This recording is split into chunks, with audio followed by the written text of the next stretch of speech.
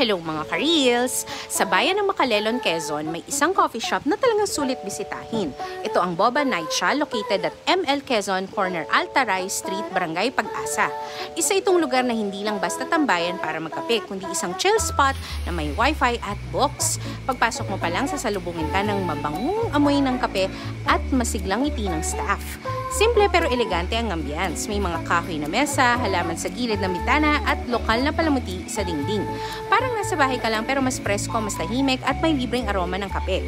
Mayroon din sila mga modernong inumin para sa mas batang henerasyon kagaya ng Spanish latte, iced caramel, cold brew at marami pa pong iba. Hindi rin magpapahuli ang mga food at pastries.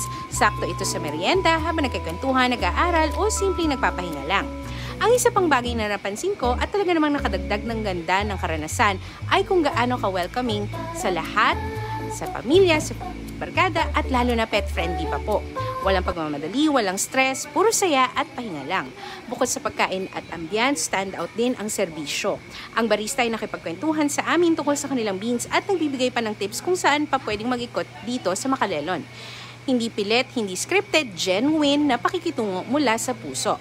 Sa panahon ngayon na puro fast food at chain cafes ang uso, ang mga lugar tulad ng Boba Nightcha ang nagpapaalala sa atin kung gaano kasarap balikan ang simple, lokal at totoo. Hindi ito basta coffee shop, isa itong karanasang puno ng puso at kwento. Kung mapapadpad ka sa Macalelon, Quezon, o kung taga Macalelon ka mismo at di mo pa ito natutuklasan, ito na ang sign mo. Huminto ka, uminom ng kape at hayaan mong iparamdam sa iyo ng lugar na ito kung gaano kasarap ang mabagal, tahimik at makahulugang sandali. I hope you can visit Boba Nightcha soon. Thank you guys for watching. Please like, follow, and share!